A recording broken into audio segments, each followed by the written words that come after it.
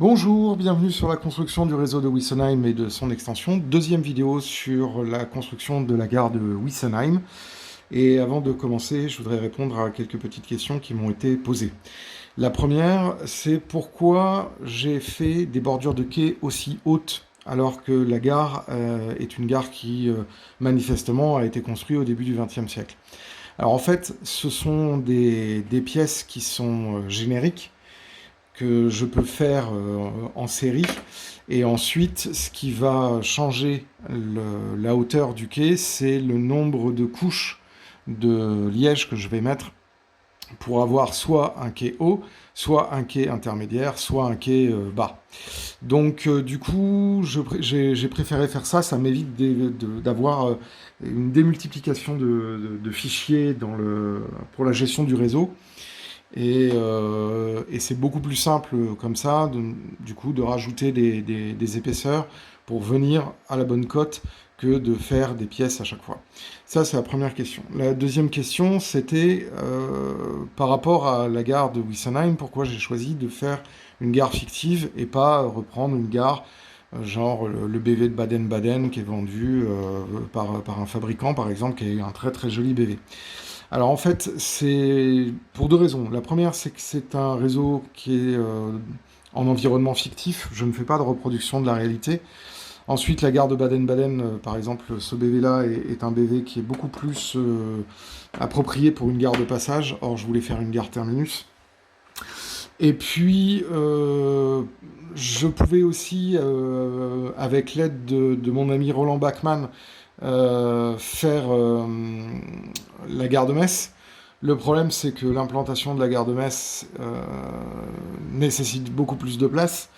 Et la réduire simplement à son BV principal, c'est un peu dommage. Donc du coup, je suis reparti sur le principe d'un BV fictif, et avec toutes les problématiques que cela a. C'est-à-dire que quand on crée un bâtiment, il faut pouvoir penser à des choses un peu comme ce que feraient les architectes. Bon, bah, je vais arrêter de parler, je vais vous montrer un petit peu le reste de la réalisation. On y va!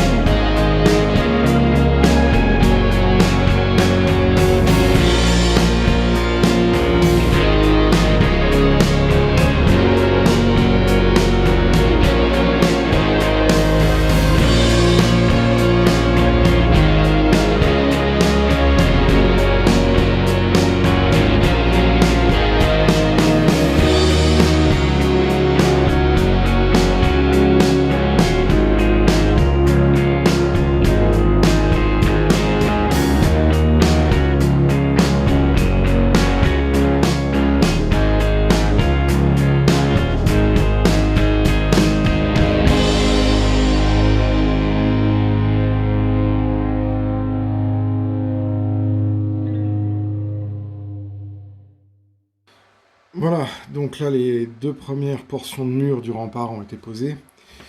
Il reste l'escalier qui sera posé ultérieurement. Alors je suis un peu déçu parce que j'ai eu un petit problème d'usinage, là ça m'a bouffé des pierres de parapet de la descente de l'escalier, donc du coup je vais certainement reprendre, je vais pas refaire un usinage parce que là la pièce est assez propre, mais je vais reprendre avec de la plasticarde à cet endroit-là, puis je vais refaire comment ça s'appelle, les pierres d'angle du parapet. Mais ça, ces éléments-là seront mis un peu plus tard quand j'aurai rempli d'enduit. Alors je vais mettre du bois pour limiter l'épaisseur d'enduit à mettre. Je vais remettre ici toute une série de chutes de bois pour combler avant de mettre l'enduit. Et là on voit, il y a la limite de quai. Alors, c'est là qu'on se rend compte qu'il y a eu quelques petits changements. C'est qu'effectivement, comme j'ai surélevé le quai de quasiment 2 cm, bah, du coup, la plateforme de voie qui aurait dû être cachée, le support est visible ici.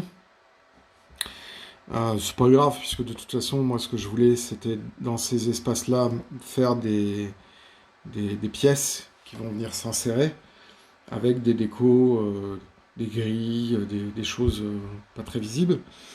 Mais c'est vrai que dans l'idéal, il aurait fallu que je monte la structure de 2 cm, ce qui m'aurait obligé à faire plein de changements.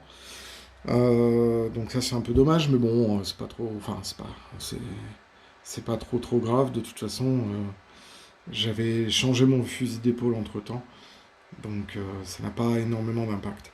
Mais bon, dans l'idée, il aurait mieux valu que ces piliers-là se retrouvent entre chaque et que tout soit monté de 2 cm et qu'ici on ait des emplacements pour pouvoir mettre éventuellement des scénettes complètes. Mais bon, c'était pas l'objet. Et puis de toute façon, à cet endroit-là, ça va être essentiellement des grilles de ventilation, des portes avec des grilles.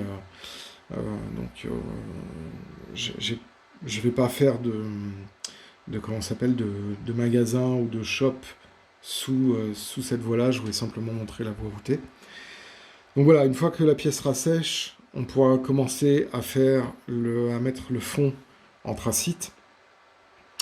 Et bah, je pourrais continuer à usiner là-bas le dernier élément.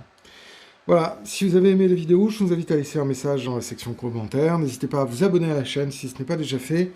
Et puis à nous mettre un petit pouce bleu, ça nous fait plaisir et ça permet d'augmenter le référencement de la chaîne. Et je vous dis à très bientôt pour d'autres vidéos sur la construction du réseau de Wessenheim et de l'extension